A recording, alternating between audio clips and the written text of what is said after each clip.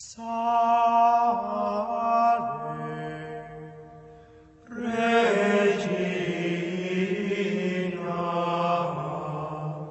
Mater misericordiae. Today the Gospel presents us with this contrast between Dives, the rich man, and Lazarus. And the Gospel wants to teach us about the real dangers that exist in having earthly riches, a real danger for the soul. That is, having money enables one the possibility to indulge in vices, to indulge in the concupiscence of the eyes, to give in to avarice, consumerism, which maybe before this economic crisis was all too common. To indulge in the concupiscence of the flesh, or as the Gospel says, to eat sumptuously every day. And also to easily fall into the pride of life by the honor and the flattery and the envy of others because of your riches. In fact, St. Jerome says this with regard to the rich man. He says, "It is difficult, even impossible, for those who enjoy riches here to enjoy eternal ones in the future.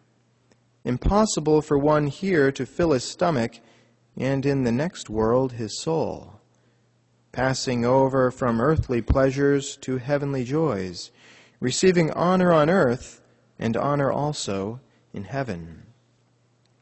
So that's the first lesson of the Gospel, is to realize that riches do present a real danger to one's soul.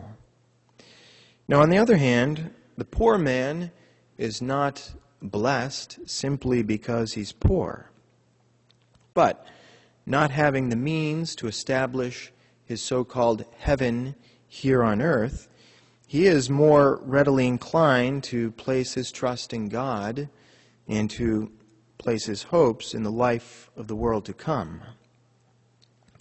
So the rich man, in order to save his soul, must use his riches according to God's will. He must practice greater mortification in denying himself all of those things that he has access to.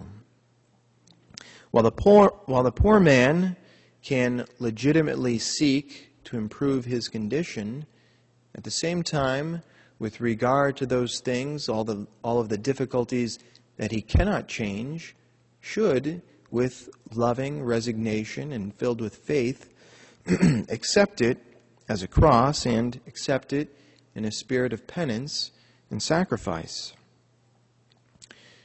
Now, each and every one of us, in a wider sense, have a part of the rich man and a part of the poor man in us.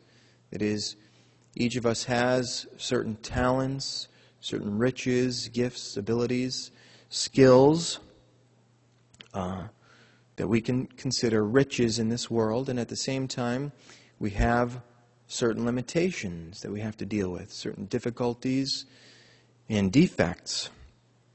For example, a man may be very intelligent and have a charming personality, and for this reason be very effective at his workplace.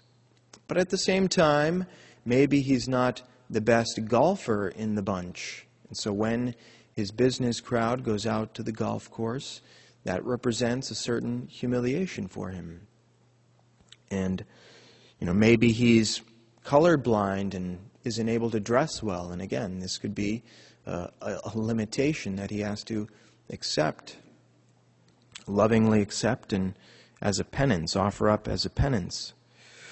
So the same principle applies. That is, in all of the riches that we have, gifts, abilities, talents, etc., we need to use these in a way that's pleasing to God. And we need to mortify ourselves as well, not get puffed up over these things. And at the same time, we need to accept our limitations, the things we can't change, accept them in a spirit of penance and sacrifice. In the name of the Father, and of the Son, and of the Holy Spirit.